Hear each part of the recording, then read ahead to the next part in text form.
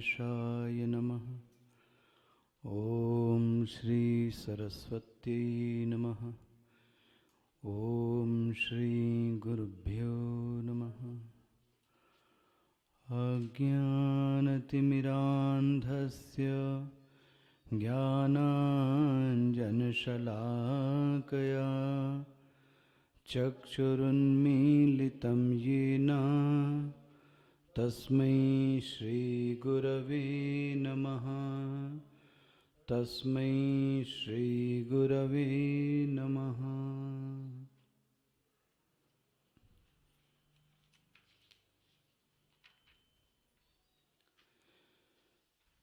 यतो यतो निश्चरति मनचञ्चलमस्थिरं ततो ततो नियम्यैतद् आत्मन्नेव वशं नयेत्। प्रशान्तमनसं येनं योगिनं सुखमुत्तमम् उपैति शान्तरजसं ब्रह्मभूतमकल्मषं योऽञ्जन्नेवं सदात्मानं योगी विगतकल्मषः सुखेन ब्रह्मसंस्पर्शम् अत्यन्तं सुखमश्नुते। सर्वभूतस्थमात्मानं सर्वभूतानि चात्मनि ईक्षते योगयुक्तात्मा सर्वत्र समदर्शनः। सर्वत्र समदर्शनः।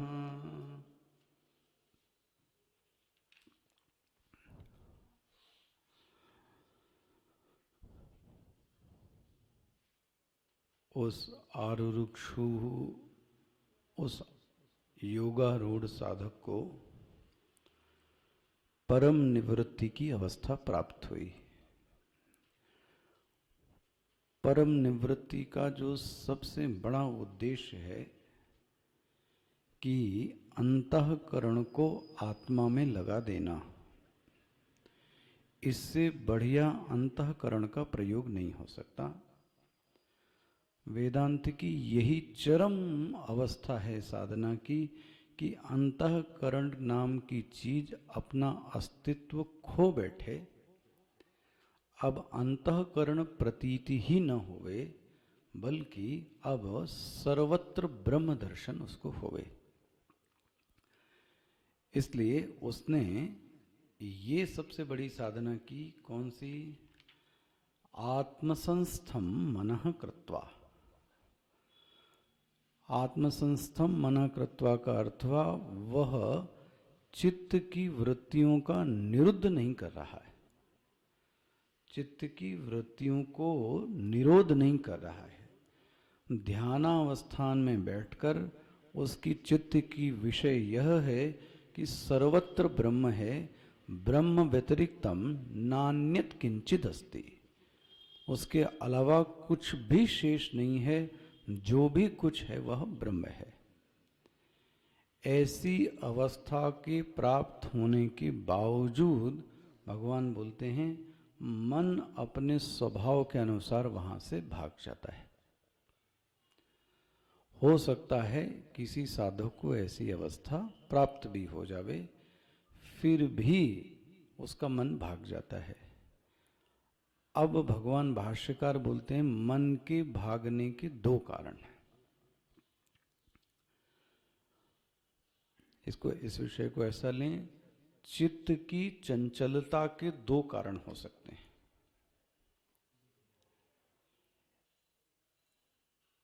एक तो चंचलता का कारण राग द्वेष है, जो कल भी आप सुन रहे थे स्वामी जी से, कि ध्यान में बैठने पर यदि चित्त की विषम वृत्तियां आती हैं, ध्यान में बैठने पर सजातीय वृत्तियों का प्रवाह नहीं होता है, इसका मतलब जिसकी वृत्ति बन रही है वह रागास्पद होगी या द्वेषास्पद होगी। सोच के देखें जरा, आखिर मन किस विषय की ओर जाता है? एक फैक्ट ये है मन जाता है, चलो ये स्वीकार कर लिया कि मन मेरा जाता है। फिर पूछिए उस मन से, कहां जाते हो तुम? तो आपका क्या उत्तर होगा? कहां जाएगा? जहां उसको सुख प्राप्त होता है। इसलिए पतंजल योग सूत्र में सुख की परिभाषा ही यही दी गई, अनुकूलम वेदनीयम सुखम। जहां व्यक्ति को अपनी अनुकूलता का बोध होता है वहां उसको सुख प्राप्त होता है। मन वहां जाएगा जहां उसको सुख प्राप्त हो रहा है। उस सुख प्राप्त करने वाली चीज से धीरे से क्या हो गया? राग हो गया। अब उसको बार बार पाने की इच्छा जागृत हो गई। तो मन अब जो चिंतन करेगा वो रागास्पद विषय का चिंतन करेगा। और इसका सबसे अच्छा प्रयोग है ध्यान में बैठकर अपनी वृत्तियों को निहारना। या तो मन रागास्पद विषय में जाता है और रागास्पद में नहीं गया तो नकारात्मक शब्द ले ले तो द्वेषास्पद में भी जाता है। यह भी एक सच्चाई है। जो आपकी निंदा करता है, जिसकी उपस्थिति आपको अच्छी नहीं लगती है, तो ध्यान में बैठने पर वह द्वेषास्पद व्यक्ति भी आपके चित्त में आ सकता है। तो अब देखो, मन की चंचलता का जो हेतु बना वो क्या बना? राग और द्वेष। अच्छा, और देखो आप, मेरे मन में राग द्वेष बना हुआ है, बैठा हुआ है, और मैं 1000 वर्ष तपस्या कर लूं, 1000 वर्ष, एक गांठ बांध के रख लीजिए, वो राग द्वेष कभी जाने वाला नहीं है। मतलब देखो, ऐसा मानचित्र बनाओ आप, एक तरफ अभ्यास भी कर रहा है और एक तरफ राग द्वेष भी बना है। यही साधक की स्थिति है। अभ्यास भी करता है, ऐसा नहीं है कि बेचारा बैठता नहीं है, ध्यान में बैठता भी है, लेकिन एक तरफ उसके चित्त में राग द्वेष भी बना हुआ है। अभ्यास से राग द्वेष की निवृत्ति कतई नहीं हो सकती।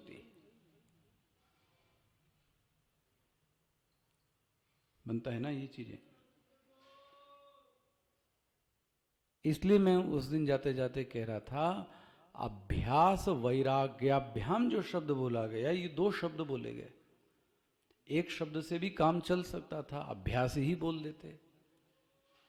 और अध्यात्म में तो वैराग्य को बड़ा महिमा मंडित, तो वैराग्य ही बोल देते। तो यदि चित्त चंचल है राग द्वेष के कारण, तो इस बीमारी का इलाज क्या है? इस बीमारी का इलाज क्या है? वैराग्य क्या उत्पन्न होना। अच्छा, आपको एक चीज और बताएं, इसकी बात कर दी, थोड़ा सुन के आपके कान भले खड़े हो जाएं। राग द्वेष जा नहीं सकता। बोले आप क्या बात कर रहे हैं? करके देख लो। अच्छा, तो फिर उसका उपाय क्या है? भगवान ने इसका उपाय बड़ा अच्छा बताया है। इंद्रियस्य आर्थे राग द्वेषो व्यवस्थितौ तयोः न वशम आगच्छेत् तौ यस्य परिपंथिनौ। कहाँ मिलेगा आपको? कौन सा अध्याय? तीसरा। खोलिए जरा ये तीसरा अध्याय।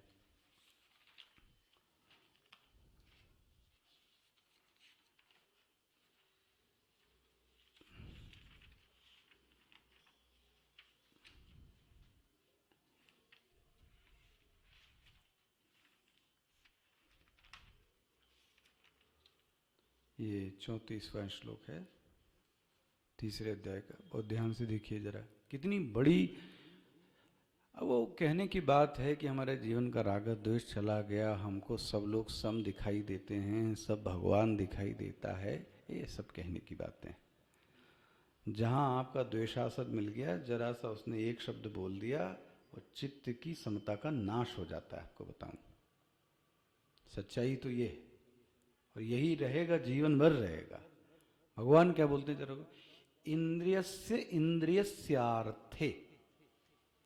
भाई राग जो होगा वो किसी न किसी विषय का होगा,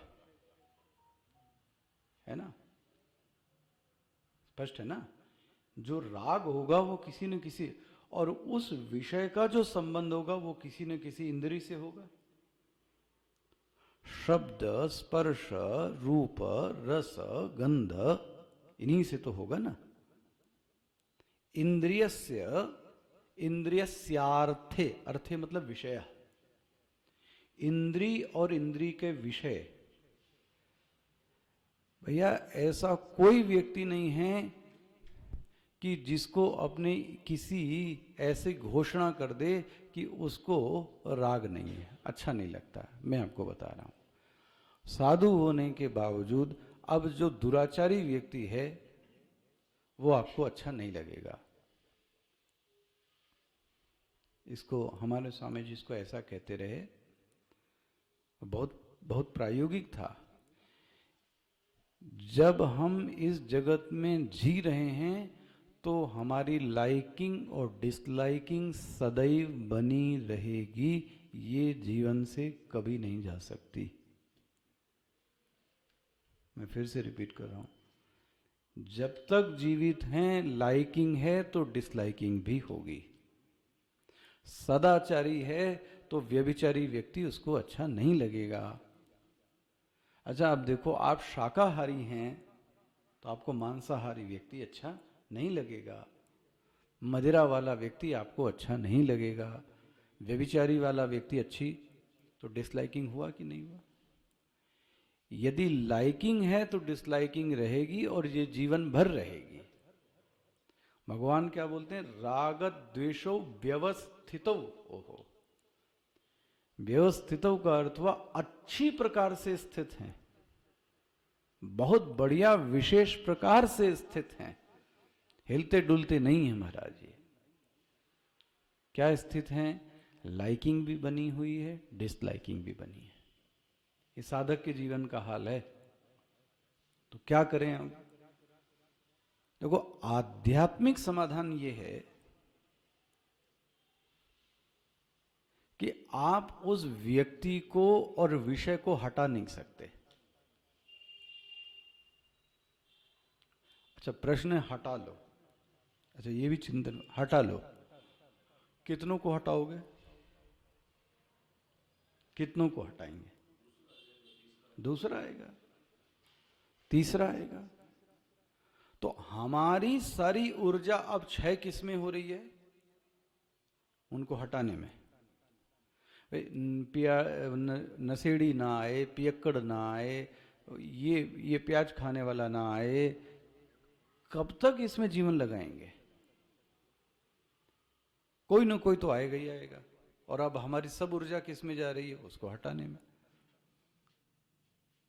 तो उस विषय को आप हटा नहीं सकते। एक व्यक्ति को हटाएंगे, दूसरा व्यक्ति आएगा। तो व्यक्ति को हटाना समस्या का हल नहीं है। अच्छा चलो, यहीं से तुम ही हट जाओ, जहां जाओगे, हाँ जी, वहां नहीं मिलेगा, इसकी क्या गारंटी है? छोड़ दो भाई, इंदौर छोड़ दो, जहां आप रहते हो वो छोड़ दीजिए। तो ये गारंटी कोई ले ले कि जहां आप जाएंगे और वहां ऐसी चीज नहीं, कौन सा कोना है भैया वहां चीज नहीं मिलेगी? वहां भी तो पांचों विषय होंगे ना।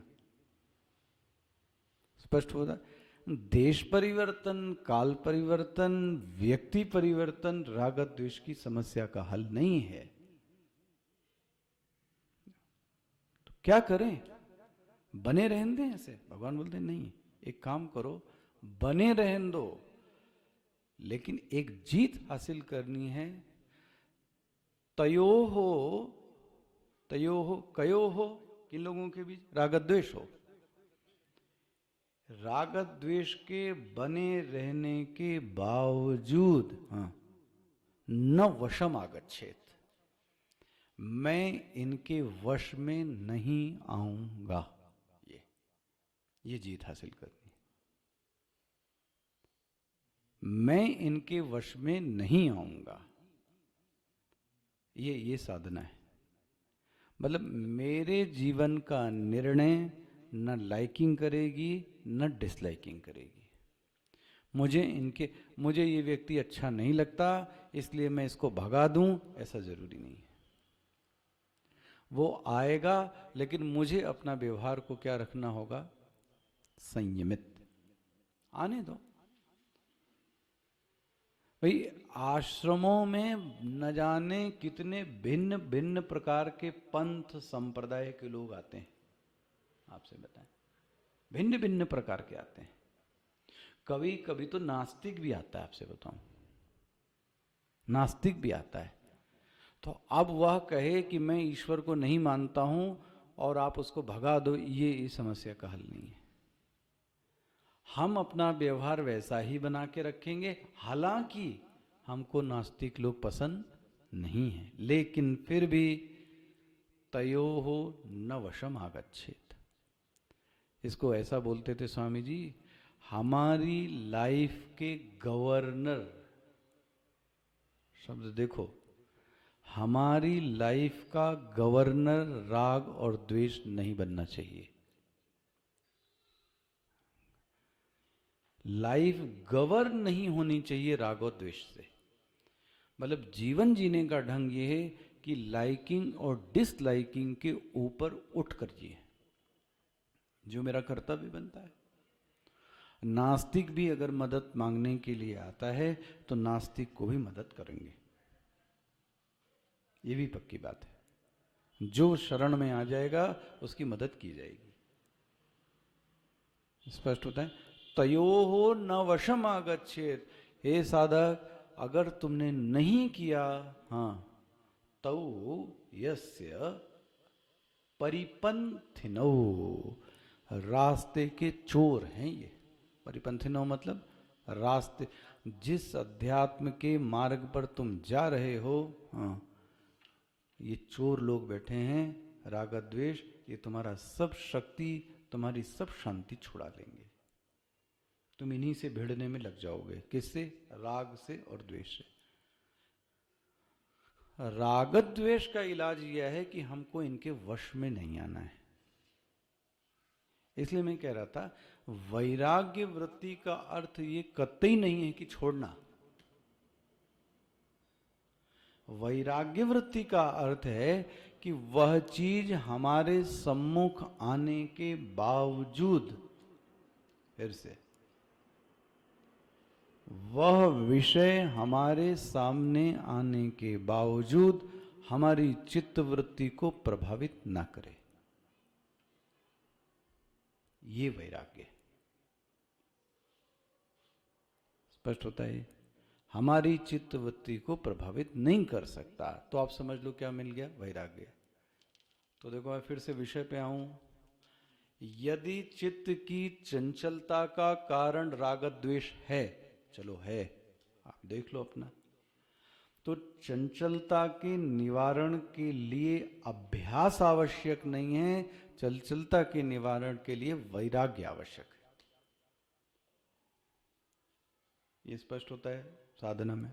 दूसरा, यह भी संभव है कि मेरी किसी से कोई राग द्वेष नहीं है। चलो, जैसे स्वामी जी कह रहे थे ना कि साधक का लक्षण यह है कि जो बाधक नहीं है, यही बोला ना पहला वाक्य उन्होंने। मान लें कि मैं किसी के राह में रोड़े नहीं अटकाता हूं, चलो ये भी संभव है, लेकिन ऐसा व्यक्ति भी आपसे निवेदन करूं, ध्यानावस्था में बैठने पर चित्त चंचल है। अब चंचलता का हेतु क्या है भाई?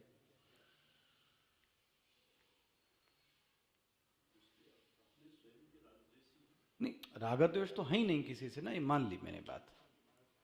भाई कई व्यक्ति ऐसा होता है जिससे किसी से कोई लड़ाई झगड़ा नहीं है, शांति है, चलो ऐसी मान लें। उसका कारण है, अब चित्त की चंचलता का कारण है अभ्यास की कमी। मान लो, इसका उदाहरण दूं आपको।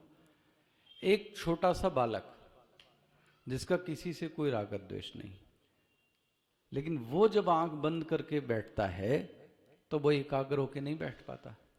तो अब उसका कारण क्या होगा? तो अभ्यास की कमी। इसलिए भाष्यकार ने 2 शब्द लिखे हैं, इसको अंडरलाइन कर लीजिएगा अच्छे से। यत् तद निमित्त याथात्म्य निरूपेण आभासी कृत्य वैराग्य भावनया। देखो जी, ये भावना वैराग्य की। वैराग्य भावनया च एतद मन आत्मनि एवं मनम नयेत आत्मवश्यताम। और एक क्या है? एवं योग अभ्यास बलात्। ये देखो, अभ्यास बलात्। इन 2 तरीके से मन को संयम में लाया जा सकता है। इसमें कुछ रह जाता है प्रश्न? कोई प्रश्न रह जाता है इसमें?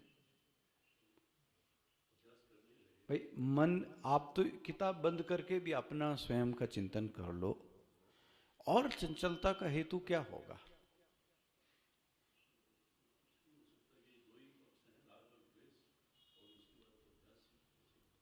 बनता है कुछ और। मन भटकता है, क्यों? यह तो अभ्यास की कमी है। कहां चला गया? रागास्पद के पास या द्वेषास्पद के पास। ततो ततो नियम्य तत्। अरे पकड़ो पकड़ो, वहीं से पकड़ो इसको जहां से ये गया है। पकड़ लिया महाराज। अच्छा अच्छा, अब देखो नीचे आ जाओ। प्रशांत मनसम ही एनम एनम योगिनम। ये जो योगी है, कैसा योगी है? जो प्रशांत मनस वाला है। आहा, देखो ये कर चुका है, इसलिए उसका चित्त कैसा है? शांत भी नहीं लिखा, क्या लिखा है? प्रशांत मनसम, बहुत प्रशांत है। ये बारीकी है। कल मैं कह रहा था आपसे उस दिन, योगी सुख के पास नहीं जाता।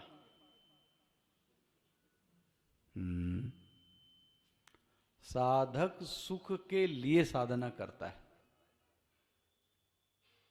साधक शांति के लिए करता है। यहां उल्टा हो गया है। सुख साधक के पीछे चलता है। देखो जी, शांति साधक के पीछे चलती है। ये स्थिति है। क्या बोलते हैं? योगिनम सुखम उत्तमम उपैति। ये सुख उस साधक के पीछे चलता है। कौन सा साधक है? बोलते हैं उसका लक्षण है, उस योगी का लक्षण है शांत रजसम। देखो जी, उसके चित्त के वह जो सूक्ष्म रजोगुण है, स्थूल रजोगुण तो पहले ही समाप्त हो गए। अनाश्रितः कर्म फलम कार्यम कर्म करोति यः। कर्मयोग के जरिए से वो तो समाप्त हो गया। अब मन के छिपे हुए जो अन्य भी रजोगुण के कारण चंचलता है, वह भी शांत हो गई।